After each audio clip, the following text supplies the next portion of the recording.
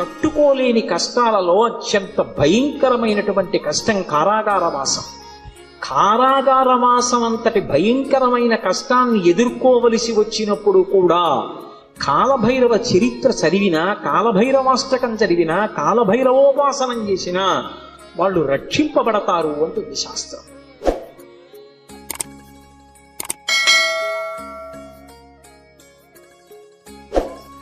అంత అద్భుతమైనటువంటి మూర్తి ఆ కాలభైరవుడు. సాక్షాత్ పరమేశ్వరుడే కాలభైరవుడిగా ఆవిర్భవించాడు ఒకానొకప్పుడు. కాలభైరవావతారంలో ఆయన లోకానికి కొన్ని మర్యాదలు నేర్పాడు. అందుకే ఒకప్పుడు అందరికీ ఎలా అతిశయం కలుగుతూ ఉంటుందో, గర్వం కలుగుతూ ఉంటుందో, అలా త్రిమూర్తుల యందు కూడా ఇటువంటి పోకడ ఒకటి రజోగుణ సంబంధమైనటువంటి వారి యందు కలుగుతూ ఉంటుంది.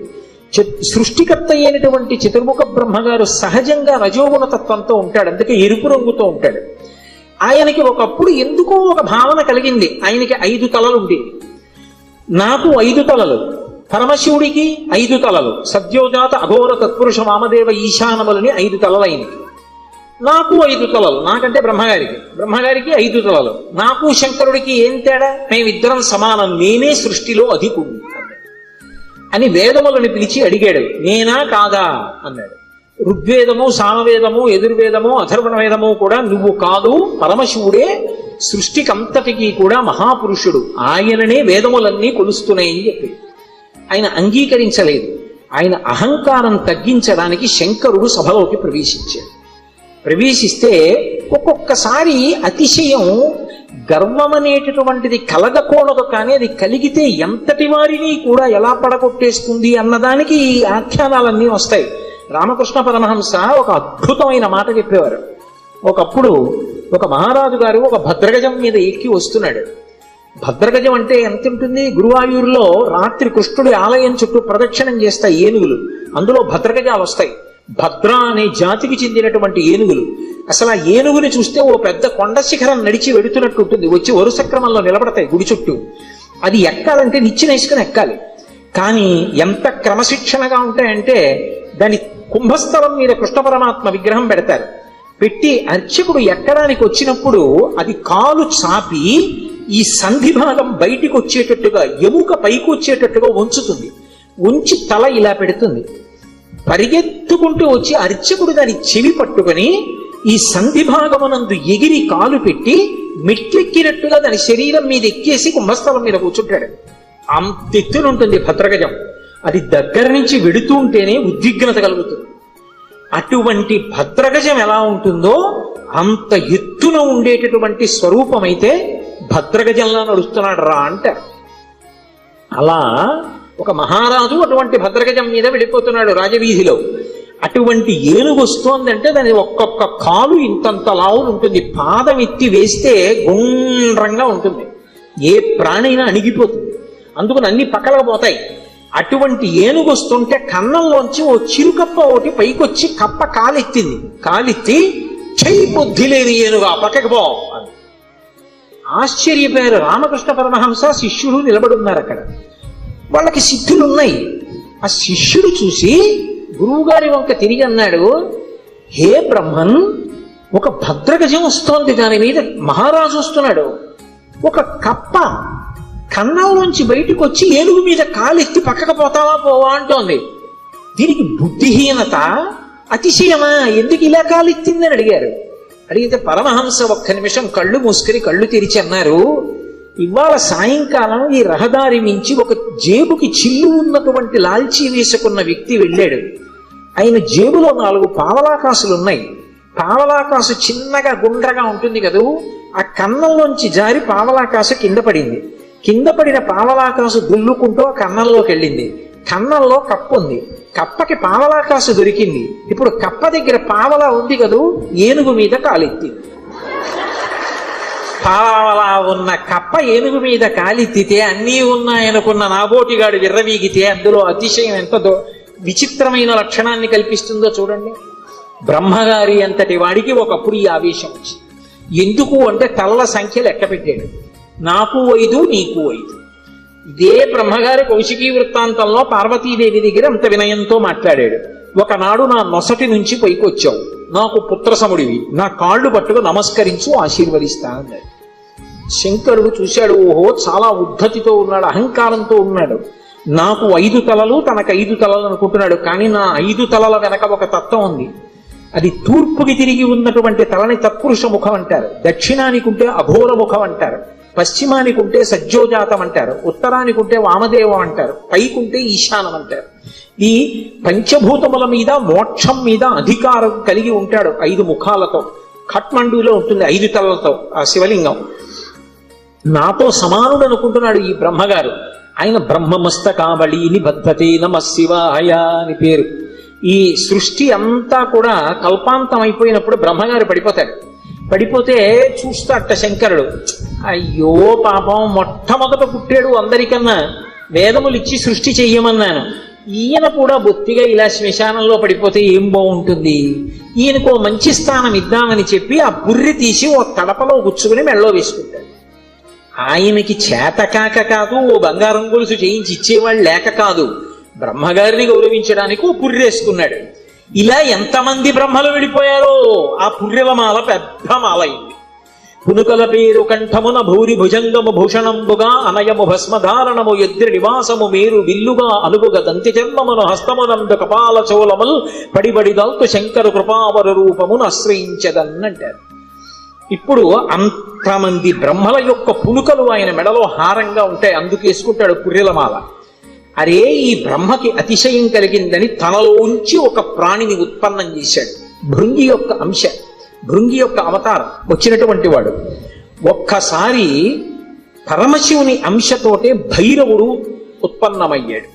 ఆ భైరవుడు ముమ్మూర్తుల పరమశివుడు ఎలాగే ఉంటాడో అలాగే ఉంటాడు. ఆయన వస్తూనే ఆ బ్రహ్మగారి యొక్క పైన ఉన్నటువంటి తలకాయని పెద్ద యుద్ధం చేయలేదు, ఇలా గిల్లేశాడంతే. లోకంలో చూడండి మాట అంటారు, అదే అలా గిల్లేస్తున్నాయట్రా అంటారు. అన్నిటికన్నా తేలిక ఏంటంటే గిల్లేడు. అలా వెళ్ళిపోతే ఇలా గిల్లేసాడు అనుకోండి, తీయిపోతుంది అంతే. అది బాగా బలం ఉన్నవాడు ఏం చేస్తాడు, గిల్లుతూ ఉంటాడు, గిల్లి గజ్జాలు ఎట్టుకుంటాడు రా అంటారు. అందుకే గిల్లేయడం అంటే అంత తేలిక. యువతల వాడికి బలం ఎక్కువ ఉంటే బలం తక్కువ ఉన్నవాడిని గిల్లేస్తాడు. అందుకే బ్రహ్మగారి 5వ తలకాయని కష్టపడి తొలగతోశాడం లేదు, గిల్లీశాడంటారు. శంకరాచార్యులు వారు సౌందర్యలహరిలో కూడా అలాగే రాశారు, అంత అందంగానూ రచన చేశారు. మృణాళీ మృద్వీనాం తమ భుజలతానాం చతసృణాం చతుర్భిః సౌందర్యం సరసిజ భవస్తౌతి వదనైః నకేభ్యః సంత్రస్సన్ ప్రథమమథనాదందకరిపోః చతుర్ణాం శీర్షాణాం సమమభయ హస్తార్పణధియా అన్నారు. శంకరులకు శంకరులే చెల్లు. అహంకరించాడని కాలభైరవుడు ఓ తలకే గిల్లేశాడు. ఏమండి ఇప్పుడు నేను ఇలా పట్టుకుని ఇలా గిల్లేశాను అనుకోండి, ఆ మిగిలిన పువ్వు ఏమనుకుంటుంది, దాన్ని ఒకదాన్ని గిల్లేండి నా జోలికి రాడనుకుంటుందా? ఏమో ఇలా అన్నవాడు మళ్ళీ ఇలా అంటే అది ఉడికిపోతా మళ్ళీ వచ్చేస్తుందేమో చెయ్యని.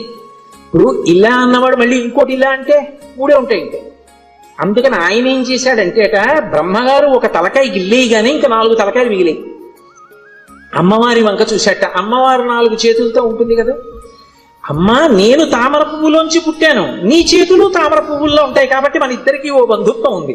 అమ్మా నా 4 తలకాయలు తామర పువ్వులు లాంటి నీ చేతుల కింద పెడతాను, కాపాడమ్మా అని 4 తలకాయలు గబగబా పెట్టుకెళ్ళి అమ్మవారు 4 చేతుల కింద పెట్టేటప్పటికి మళ్ళీ ఇల్లుదామని చూశాడు. పైన అమ్మవారి చెయ్యి ఉంది, నవ్వి ఊరుకున్నాడు. అలా అమ్మా నీ చేతులు పెట్టుండకపోతే బ్రహ్మగారి తలకాయలు ఉండేవో ఉండకపోవు, ఏమో గిల్లేసిన వాడు ఓటే గిల్లుతాడని నమ్మకం.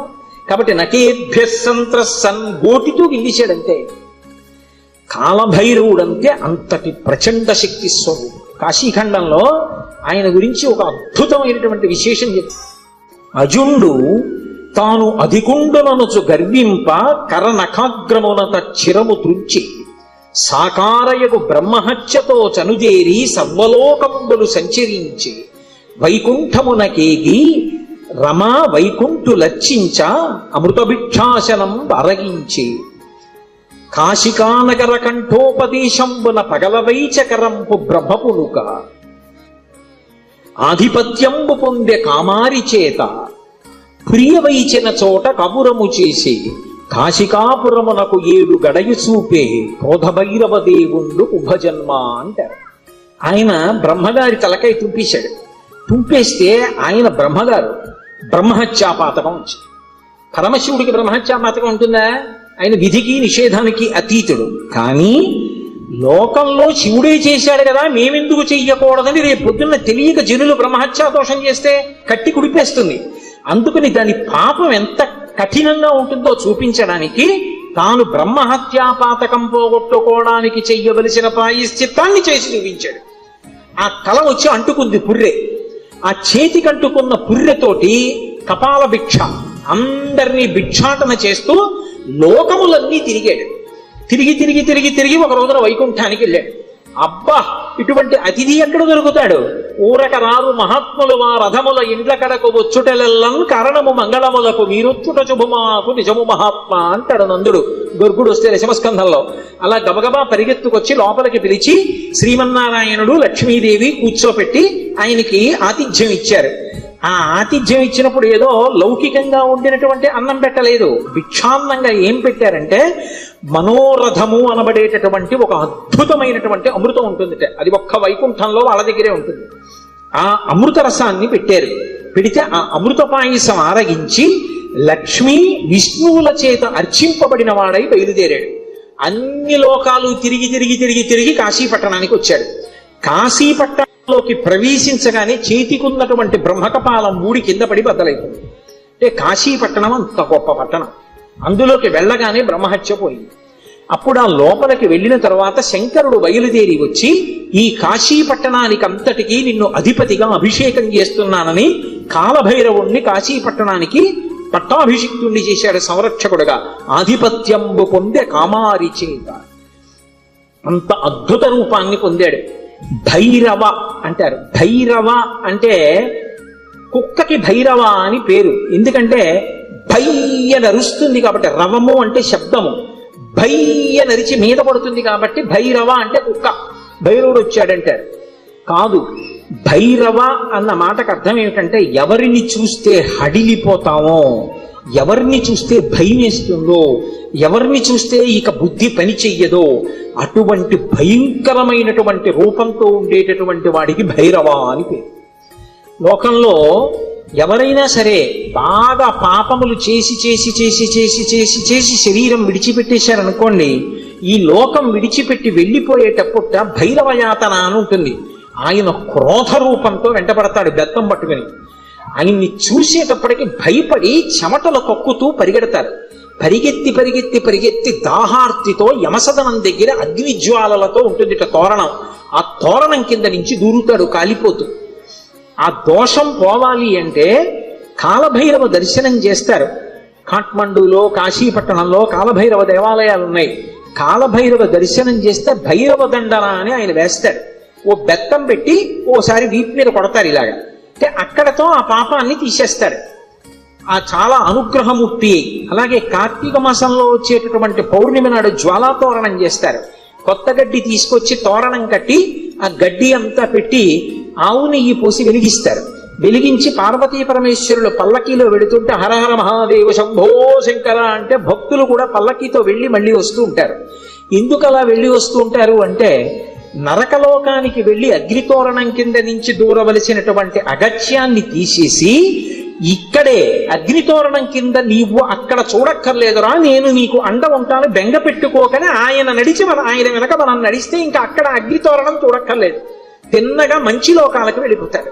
దానికోసం ఇక్కడ ఆయన అద్భుతమైనటువంటి జ్వాలాతోరణం చేస్తాడు. మనం చేస్తే అనుగ్రహాన్ని శంకరుడి ద్వారా పొందుతామని. అందుకని భైరవ అంటారు. శంకర భగవత్పాదులు కాలభైరవుని యొక్క వైభవం మీద ఒక అష్టకం చేశారు.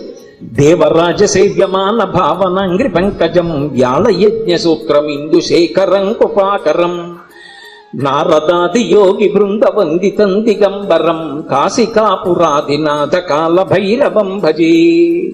నారదాది యోగి బృంద వందితం దిగంబరం అంటారు. ఆయన నారదుడు వంటి యోగి బృందముల చేత వితింపబడుతూ ఉంటాడు. దేవరాజ సేవ్యమాన భావనాంగ్రి పంకజం, భావనాంగ్రి పంకజం. దేవరాజు అంటే ఇంద్రుడు. ఇంద్రాదుల చేత పూజింపబడేటటువంటి పాదపద్మములు కలిగినటువంటి వాడు. వ్యాళయజ్ఞ సూత్రం ఇందుశేఖరం కృపాకరం. ఆ చంద్రబింబాన్ని శుక్లపక్షంలో ఉండేటటువంటి తదియనాటి చంద్రరేఖని కొప్పులో ధరించి ఉంటాడు. ఆయన వ్యాళ యజ్ఞ సూత్రమిందు శేఖరం కృపాకరం నారదాది యోగి బృంద వందితం దిగంబరం. ఆయన దిక్కులన్నీ ఆయనకి అంబరములై ఉంటాయి. ఆ దిక్కులు అంబరములై ఉన్న మీదట కొత్తగా ఇక వస్త్రాన్ని కట్టుకోడు, దిశములతో ఉంటాడు. అది ఒకటి. అసలు తెలుసుకోవలసిన రహస్యం వేరే ఉంటుంది. ఎప్పుడైనా మీరు శివాలయంలోకి వెళ్ళినప్పుడు కాలభైరవ దేవాలయానికి వెడితే బట్ట ఉండదు, ఆయన దిగంబరంగా నిలబడి ఉంటాడు. ఎందుకు అలా ఉంటాడు అంటే దానికి ఒక కారణం ఉంది. అంబరము దేనికి కట్టుకుంటారు అంటే వస్త్రము కట్టుకున్నాడు అన్న మాటకి తాత్వికమైనటువంటి అర్థం ఏమిటి అంటే లజ్జ పొంది ఉన్నారు, ఎవరు తనని చూసి సంతోషించాలో వాళ్ళు మాత్రమే సంతోషించాలి తప్ప అన్యులు తనని ఇంకొకలా చూడకుండా ఉండడానికి వస్త్రం కట్టుకుంటారు. సభాముఖంగా అంతకన్నా మాట్లాడకూడదు. బట్ట దేనికి కట్టుకుంటారు అంటే ఏ పురుషుడు తనని ఎలా చూడాలో అలాగే చూడాలి. భర్త అయితే దాని అవసరం లేదు, భర్త కానివాడు ఇంకొకలా చూడ్డానికి వీల్లేదు. అంబరము ధరించి ఉంటారు. అంబరము భక్తికి సంకేతం. భక్తి అంబరమును కట్టుకుంటారు. భక్తి అంబరం కట్టుకుంటే పురుషుడి చేత ఆకర్షింపబడతాడు. ఎవరా పురుషుడు? ఒక్కడే పురుషుడు. పతిం విశ్వస్యాత్మేశ్వరగం శాశ్వతగం శివమచ్యుతం. ఆ భగవంతుడు ఒక్కడే పురుషుడు. ఆధ్యాత్మిక సంప్రదాయంలో అందరం స్త్రీలమే. మనందరికీ పతి ఆయన. ఆయన కొరకు భక్తి అన్న బట్ట కట్టుకుంటాం. అసలు పరమేశ్వరుడు ఎవరి కోసం కట్టుకోవాలి? ఎవరి పట్ల భక్తితో ఉండాలి ఆయన ఎవరిని పొందాలైనా? ఆయన పొందడానికి ఇంకెవరు లేరు, అందరూ ఆయన్ని పొందుతారు. అందుకే ఆయన బట్ట కట్టుకోడంటే భక్తి అన్న నంబరం ఆయన కట్టుకోక్కర్లేదు. అందుకు దిగంబరుడు. ఆ దిగంబర అన్న మాటను అలా అర్థం చేసుకోవాలి. అందుకే యోగి సంప్రదాయంలో ఈ దిగంబర అన్న మాట మీకు కనపడుతూ ఉంటుంది. కాబట్టి నారదాది యోగి బృంద వందితం దిగంబరం కాశికాపురాధినాథ కాలభైరవం భజే. అటువంటి కాలభైరవుణ్ణి నేను భజిస్తున్నాను. భానుకోటి భాస్వరం భవాబ్దితారకం ప్రభుం నీలకంఠమీప్సితార్థదాయకం త్రిలోచనం కాలకాలమంబుజక్షమక్షశూలమక్షరం కాశికాపురాధినాథ కాలభైరవం భజే. ఇప్పుడు నేను అష్టకం అంతా ఎక్కడ చెప్పను. భానుకోటి భాస్వరం, కోటి మంది సూర్యులు ఉదయిస్తే ఎలా ఉంటుందో ఆయన కాంతి అలా ఉంటుంది. భవాబ్ధితారకం ప్రభుం, సంసారం అనే సముద్రాన్ని దాటించేస్తాడు ఆయన పాదాలు పట్టుకుంటే. నీలకంఠమీప్సితార్థదాయకం త్రిలోచనం, నీలకంఠుడై హలాహల భక్షణం చేసినటువంటి శంకరుడై లోకములను అనుగ్రహించగలిగిన వాడై భక్తజనుల యొక్క ఈప్సితములను తీర్చగలిగిన వాడై ఉంటాడు. నీలకంఠమీప్సితార్థదాయకం త్రిలోచనం కాలకాలమంబుజక్షమక్షశూలమక్షరం, చేతిలో అక్షమాల పట్టుకుని జ్ఞానాన్ని ఇవ్వగలిగిన వాడై ఉంటాడు. అందుకే అక్షమాల అంటే ధ్యాన స్థితిని కటాక్షిస్తాడు. పుస్తకాలు చదవడం గొప్ప కాదు, ధ్యానం చేయగలిగి ఉండాలి. ఆ మనస్సు చెప్పినప్పుడు మాట వినాలి. పిలవగానే మనసు వెనక్కొచ్చి ఎవరిని చూడమంటున్నానో వాళ్ళని చూడాలి. రా చూడు పార్వతీ పరమేశ్వరుల పాదద్వంద్వాన్ని అనేటప్పటికీ అది గబగబా వచ్చి కూర్చుని చూడడం అలవాటు అవ్వాలి. మనసు ఎలా వినాలి అంటే కుక్క మాట విన్నట్టుగా వినడం, ఎద్దు మాట విన్నట్టుగా వినడం మనసుకి రావాలి. కుక్క చూడండి అన్నాను అనుకోండి పరిగెత్తుకొస్తుంది, కుక్క పిలిస్తే వచ్చినట్టు. ఎద్దు చూడండి కొత్తగా గిత్తని బండికి కట్టారనుకోండి, బండి ఎత్తి పట్టి రైతు దా దా అంటే అది రాదు. బలవంతంగా తీసుకొచ్చి కాడి మెడ మీద పెట్టారనుకోండి తోసేస్తుంది, అటుపోతుంది ఇటుపోతుంది. 4 మాటలు అలవాటు చేసి కొట్టి దుక్కి దున్నించి చేశాడనుకోండి, ఆ తర్వాత రైతు ఇక ఎద్దు దగ్గరికి వెళ్ళడు. వచ్చి ఆ బండి కాడి పట్టుకుని ఇలా పైకి ఎత్తి పట్టుకుంటాడు. ఇలా ఎత్తి పట్టుకుని ఆ 2 కాడిలా సమానంగా వస్తుంది అంటాడు. 2 ఎద్దులు నిద్రపోతున్నవి లేచి ఒళ్ళు విరుచుకొచ్చి మెడ పెట్టేస్తాయి. పిలవలేదు ఆయన, ఏమి దా అని కూడా అనలేదు, అంటే చాలు 2 ఎద్దులు వచ్చాయి.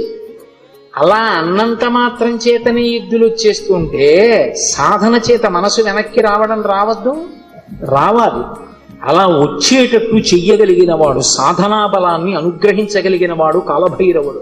కాలస్వరూపంతో ఉంటాడు. అందుకే కాలకాలమంబుజక్షమక్షశూలమక్షరం కాశికాపురాధినాథ కాలభైరవం భజేత్. అందుకే కాలభైరవష్టానికి ఫలశ్రుతి చెప్తూ కాలభైరవాష్టకం పఠంతి ఏ మనోహరం జ్ఞానముక్తి సాధనం విచిత్ర పుణ్యవర్ధనం శోకమోహ దైన్యలోభ కోపతాపనాశనం తే ప్రయాంతి కాలభైరవంగ్రి సన్నిధిం ధ్రువం అంటారు. ఎవరు కాలభైరవాష్టకాన్ని చదువుకుని ప్రతిరోజు కాలభైరవుడికి నమస్కరిస్తాడో వాడికి భక్తి, చిత్తశుద్ధి, వైరాగ్యము, జ్ఞానము, చిట్ట చివర మోక్షము ఆయన అనుగ్రహిస్తారు. శరీరం విడిచిపెట్టిన తరువాత భైరవయాతన పొందకుండా మోక్షమును అనుగ్రహించగలడు అంటే ఆయన ఎంతటి శక్తివంతుడో మీరు ఆలోచించవచ్చు. కాశికా పట్టణానికి అంతటికీ కూడా అధిపతి అయి ఉంటాడు. అటువంటి మహానుభావుడైనటువంటి కాలభైరవుని యొక్క స్మరణము చాలు, సమస్త పాపములు నశించిపోతాయి. అంత గొప్ప కాలభైరవుడు శివాలయంలో ఈశాన్య దిక్కున నటరాజస్వామి వారి పక్కన విరాజమానుడై ఉంటాడు. అలాగే శంకరుడి పరివారంలో ఎప్పుడూ విడిచిపెట్టనటువంటి వారు సర్పములు ఆయన్ని ఎప్పుడు విడిచిపెట్టవు. ఏదో అలా అనడమే కానండి, నిజంగా ఆయన పరివారం అద్భుతమైన పరివారం. సాయంకాలం అయ్యేటప్పటికి కవచం పెట్టేస్తారు. కవచం పెట్టారు అంటే ఇలా పాము పట్టి ఉంటుంది, మీరు చూసి ఉంటారు. కొన్ని చోట్ల శివాలయాల్లో శివలింగం మీద పడగ పట్టి ఉంటుంది. ఆ నైమిషారణ్యంలో అయితే ఒక అద్భుతమైనటువంటి శివాలయం ఉంది. ఆ శివాలయం యొక్క పానవట్టం మీద ఒక పాము పడుకుని ఉంటుంది. అది పడుకుని ఉన్నట్టుగా చిత్రీకరింపబడి ఉంటుంది. అద్భుతమైనటువంటి శివాలయం. అవన్నీ మీకు చూపిస్తారు. అక్కడే కొంచెం దూరం వెళితే రుద్రావర్తము అని గోమతి నది లోపల ధర్మరాజు గారు ప్రతిష్ఠ చేశాడు శివలింగాన్ని. సుడి ఏమీ కనపడదు, మీకు నీరు తిరగదు, కానీ ఇలా నీరు వెళ్ళిపోతూ ఉంటుంది. దాని ముందు కానీ వెనక కానీ మీరు మారేడాకేస్తే పైనుంచి తేలి వెళ్ళిపోతుంది. శివలింగం లోపలున్న చోటుకొచ్చి మారేడు దళం వేస్తే నిలువుగా లోపలికి వెళ్ళిపోతుంది. మీరు 100 జామకాయలు, జామ పళ్ళు తీసుకెళ్లి అందులో వేయండి, మీరు ఏమీ అడగకపోతే ఒక్క కాయ పైకి రాదు, నిలువుగా వరుస క్రమంలో లోపలికి వెళ్ళిపోతాయి. స్వామి ప్రసాదం ఇవ్వండి అని పైకి అడిగారు అనుకోండి, అన్ని పళ్ళు లోపలికి వెళ్ళిపోయి ఒక్క పండు పైకి వస్తుంది. భగవంతుని యొక్క అనుగ్రహము తిరుగులేనిది, ఈశ్వరుడు ఉన్నాడు అనడానికి ప్రబలమైనటువంటి సాక్ష్యాలు అవన్నీ. కాబట్టి ఆ పావు అనేటటువంటిది శివలింగం మీద పడగ పట్టి ఉంటుంది, అమ్మవారి యొక్క స్వరూపం. ఆ నాగులు ఎప్పుడూ శంకరుడితో అనుబంధంతో ఉంటాయి. అసలు ఆ పాము దేనికి గుర్తు అంటే కుండలిని శక్తికి ప్రతీక, అమ్మవారికి ప్రతీక. దేవరాజ సేవ్యమాన భావనంగ్రి పంకజం వ్యాళయజ్ఞ సూత్రమిందుశేఖరం కుపాకరం నారదాది యోగి బృంద వందితం దిగంబరం కాశికాపురాధినాథ కాల భైరవం భజే. నారదాది యోగి బృంద వందితం దిగంబరం అంటారు. ఆయన నారదుడు వంటి యోగి బృందముల చేత నృతింపబడుతూ ఉంటాడు. దేవరాజ సేవ్యమాన భావనాంగ్రి పంకజం, పావనాంగ్రి పంకజం. దేవరాజు అంటే ఇంద్రుడు, ఇంద్రాదుల చేత పూజింపబడేటటువంటి పాదపద్మములు కలిగినటువంటి వాడు. వ్యాళయజ్ఞ సూత్రం ఇందుశేఖరం కృపాకరం. ఆ చంద్రబింబాన్ని శుక్లపక్షంలో ఉండేటటువంటి తదియనాటి చంద్రరేఖని కొప్పులో ధరించి ఉంటాడు ఆయన. వ్యాళయజ్ఞ సూత్రమిందుశేఖరం కృపాకరం నారదాది యోగి బృంద వందితం దిగంబరం. ఆయన దిక్కులన్నీ ఆయనకి అంబరములై ఉంటాయి. ఆ దిక్కులు అంబరములై ఉన్న మీదట కొత్తగా ఇక వస్త్రాన్ని కట్టుకోడు, దిశములతో ఉంటాడు. అది ఒకటి. అసలు తెలుసుకోవలసిన రహస్యం వేరే ఉంటుంది. ఎప్పుడైనా మీరు శివాలయంలోకి వెళ్ళినప్పుడు కాలభైరవ దేవాలయానికి వెడితే బట్ట ఉండదు, ఆయన దిగంబరంగా నిలబడి ఉంటాడు. ఎందుకు అలా ఉంటాడు అంటే దానికి ఒక కారణం ఉంది. అంబరము దేనికి కట్టుకుంటారు అంటే, వస్త్రము కట్టుకున్నాడు అన్న మాటకి తాత్వికమైనటువంటి అర్థం ఏమిటి అంటే, లజ్జ పొంది ఉన్నారు, ఎవరు తనని చూసి సంతోషించాలో వాళ్ళు మాత్రమే సంతోషించాలి తప్ప అన్యులు తనని ఇంకొకలా చూడకుండా ఉండడానికి వస్త్రం కట్టుకుంటారు. సభాముఖంగా అంతకన్నా మాట్లాడకూడదు. మీకు ఇంకా బాగా అర్థం అవడాలంటే నేను ఒక్కటే మాట చెప్పగలను. 1 కోటి రూపాయలు పెట్టి రకరకాల నగలు చేయించుకుని ఒంటి నిండా పెట్టుకుని ఒక స్త్రీ బట్ట కట్టుకోలేదనుకోండి, ఏమంటారు? లజ్జావిహీన అంటారు. సముద్రపు తొట్టులో దొరికేటటువంటి నత్తగొల్లలతో హారం వేసుకుని 30 రూపాయల చీర కట్టుకుందనుకోండి, ఏమంటారు? మానవతి అంటారు. బట్ట దేనికి కట్టుకుంటారు అంటే, ఏ పురుషుడు తనని ఎలా చూడాలో అలాగే చూడాలి. భర్త అయితే దాని అవసరం లేదు, భర్త కానివాడు ఇంకొకలా చూడ్డానికి వీల్లేదు. అంబరము ధరించి ఉంటారు. అంబరము భక్తికి సంకేతం. భక్తి అంబరమును కట్టుకుంటారు. భక్తి అంబరం కట్టుకుంటే పురుషుడి చేత ఆకర్షింపబడతాడు. ఎవరా పురుషుడు? ఒక్కడే పురుషుడు. పతిం విశ్వస్యాత్మేశ్వరగం శాశ్వతగం శివమచ్యుతం. ఆ భగవంతుడు ఒక్కడే పురుషుడు. ఆధ్యాత్మిక సంప్రదాయంలో అందరం స్త్రీలమే, మనందరికీ పతి ఆయన కొరకు భక్తి అన్న బట్ట కట్టుకుంటాం. అసలు పరమేశ్వరుడు ఎవరి కోసం కట్టుకోవాలి? ఎవరి పట్ల భక్తితో ఉండాలి? ఆయన ఎవరిని పొందాలి? ఆయన పొందడానికి ఇంకెవరు లేరు, అందరూ ఆయన్ని పొందుతారు. అందుకే ఆయన బట్ట కట్టుకోడంటే భక్తి అన్న నంబరం ఆయన కట్టుకోక్కర్లేదు. అందుకు దిగంబరుడు. ఆ దిగంబర అన్న మాటను అలా అర్థం చేసుకోవాలి. అందుకే యోగి సంప్రదాయంలో ఈ దిగంబర అన్న మాట మీకు కనపడుతుంటుంది. కాబట్టి నారదాది యోగి బృంద వందితం దిగంబరం కాశికాపురాధినాథ కాలభైరవం భజే. అటువంటి కాలభైరవుణ్ణి నేను భజిస్తున్నాను. భానుకోటి భాస్వరం భవాబ్ది తారకం ప్రభుం నీలకంఠమీప్సితార్థదాయకం త్రిలోచనం కాలకాలమంబుజక్షమక్షశూలమక్షరం కాశికాపురాధినాథ కాలభైరవం భజే. ఇప్పుడు నేను అష్టకం అంతా ఎక్కడ చెప్పను? భానుకోటి భాస్వరం, కోటి మంది సూర్యులు ఉదయిస్తే ఎలా ఉంటుందో ఆయన కాంతి అలా ఉంటుంది. భవాబ్ది తారకం ప్రభుం, సంసారం అనే సముద్రాన్ని దాటించేస్తాడు ఆయన పాదాలు పట్టుకుంటే. నీలకంఠమిప్సితార్థదాయకం త్రిలోచనం,